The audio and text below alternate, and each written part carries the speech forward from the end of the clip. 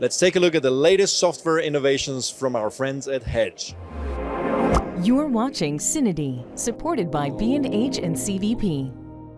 Welcome everybody from NAB 2024. I'm here in the South Hall post-production, central with Hedge, and this is Paul. How are you? I'm good. How are you?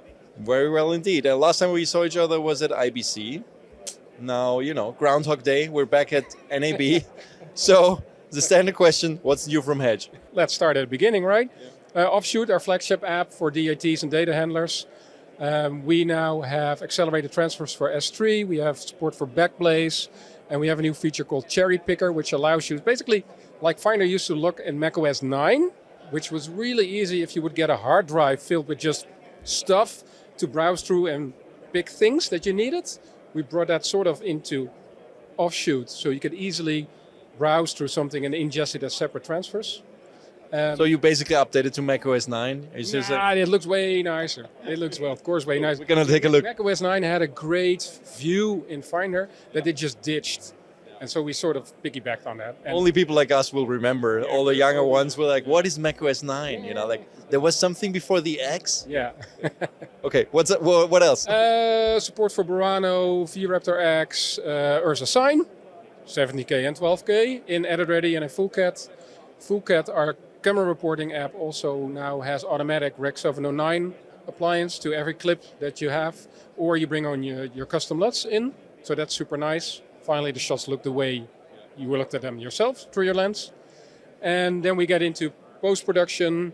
Let's start at the end. LTO archiving is becoming much more common for people because people start to understand that hard drives are not for archives. I didn't even know that more people use LTOs now. Way more. Because which field? Well, all actually. It's even the one-person joins that really could make use of it because it's pretty cheap, except the initial purchase of a drive. But there's a lot of second-hand drives out there, so that's great.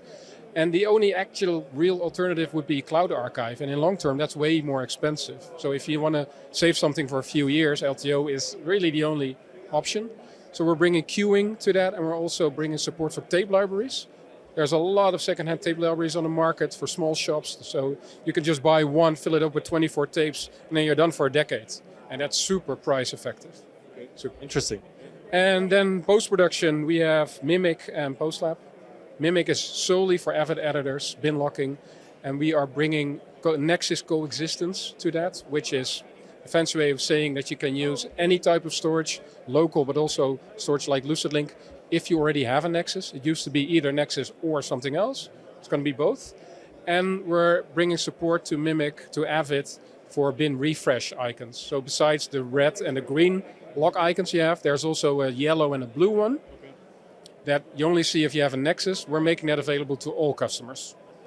Great. And the big thing is PostLab 2.0, actually. So PostLab right now is collaboration for Final Cut Pro and Premiere editors. We've completely redone that platform. Currently it's a subscription. It's going to be a license-based app, a local client that also supports cloud workflows, and it's not just for Final Cut Pro and Premiere, but it's for every NLE, but also Motion, Logic, Pro Tools, Avid, Blender, Boris FX apps, Maxon. We want to get the whole creative team onto PostLab, so you can actually start working together instead of just with your co-editor. That's interesting. So we're going to see a demonstration of that as well. Yeah, definitely. And you guys, you mentioned it, you're not really big fans of subscriptions. No. So how's the pricing work? Just like any of our apps, PostLab is going to be $149 for the regular version, $249 for the Pro version, which has some special Final Cut Pro features right now.